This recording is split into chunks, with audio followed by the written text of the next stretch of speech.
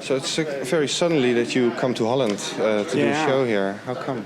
Well, we were supposed to go to Brazil, and then something happened with the tour there that we had to postpone it. So instead of just sitting around at home and doing nothing, we told everyone, well, find us something to do. We could either do press in America, or we could go, overseas and do something there.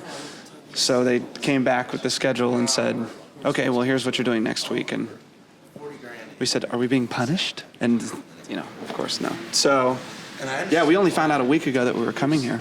And it's very quick. We go home in about 6 days. We just go from Holland to Germany to Sweden and London for a few days and then back.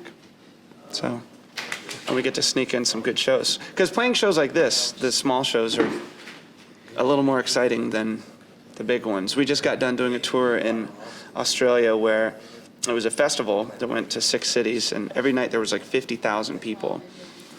And after a few of those, you kind of feel a little discouraged because there's no connection or you feel like you're playing to a riot or a crowd, not an audience. In between those shows, we would do little shows like this, and it'd be like, oh, okay, this is why we're in a band, because you don't have to speak into the microphone to talk to the audience, That's where we feel most comfortable. Do you listen to your audience during the show? Do I listen to them? What they shout at you? Oh, yeah. Well, if they request songs, definitely, yeah. I mean, some of those shows in Australia, the smaller club ones, we'd play for 2 hours or something like that. And it just got to the point where we were so comfortable on stage that we didn't want to stop playing. We didn't want to leave because it felt like a party in someone's living room or something. So, yeah, definitely. What does the Dutch audience have to do to make you play 2 hours tonight? Oh, just stay. Don't walk out. It's pretty easy. Do you remember your last show in Holland? The last show, I don't know. I guess it was probably Paradiso. It's where we play every time. 1979? 1979? Yeah, I was about 10 years old, is that what it was? Oh, 97, excuse me. 1979. All right. Yeah, that was a good one. No, I vaguely. Sometimes, the only shows I remember are ones that are either really horrible or really good. And I think that one might have just been sort of mediocre. So, unless someone collapsed and had to go to the hospital covered in blood, or it was a 6 encore show, then I'd probably forget it. But can you tell me something about your new single and the video that comes with it? Generator is actually that song. I always imagined that to be the first single off the record. I thought that it was most representative of the group. That I thought the guitar lines and the melody is sort of our forte. I always thought that's kind of what we sound like. But the video, we did a TV show in Australia on the last tour called Live at the Chapel, and we're splicing footage from that, just editing it together to make it's kind of going to be a live video, but it's sort of live in a TV studio. So I don't know. I haven't really seen the video yet, but I hope it turns out all right. Do you have any freaky plans for another video like Learn to Fly or something? Not really. We have plans for a few other videos, but none of them are exactly like Learn to Fly. So I don't know. It's a question of whether we should really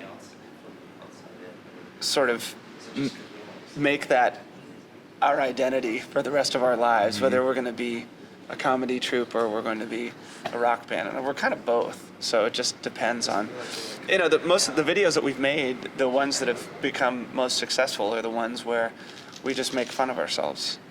Because I don't know how many bands do. We take our music very seriously, but when it comes to stuff like, being in the outer circus workings of being in a rock band, we kind of like to make fun of ourselves because I hate watching MTV and seeing the lead singer of the band trying to sell himself as like a sex god or some intense, brooding, guy. Because I'm not. Are you an actor? No. No? Actually, when I was a kid, I was in an acting company.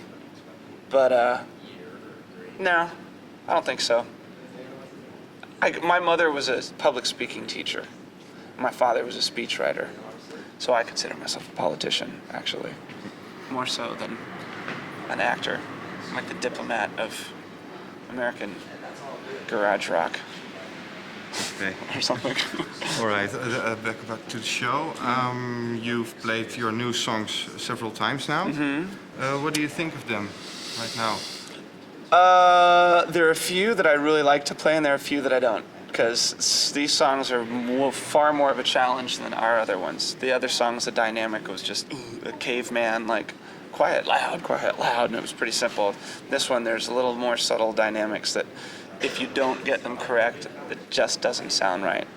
So there are some songs that really go over well with us. I mean, you know, people seem to dig it. There are nights when I'll walk off stage thinking, God, that sucked. I blew it. I couldn't get my volume knob right, and I couldn't get the talk box correct, and things were kind of screwed up. But, you know. So playing the new songs is great, because every night it definitely challenges you a little more. And they're definitely more of a challenge than before. Do you play them exactly like they're on the album? No, because we can't. There's too many guitars on the record. We put like 7 guitar tracks on in every song on that record, so we have to kind of consolidate or try to figure out which ones are going to be used how. And so they're a little different. And sometimes we'll break things down and make them a lot quieter, which is also something that's one of the cool things about the new songs on the new record, is that on the album they might be kind of loud and rocking and just sort of distorted and loud, but live we sometimes break them down kind of mellow, and it sounds better that way. The melodies come through more if you kind of, I think I just spit in the camera. Melodies come through more if you sort of lay back a little bit. So we play around a lot too. Like sometimes we'll, I don't know, every night it's different. So. All right. Well, thank you for this interview. Thank you very much.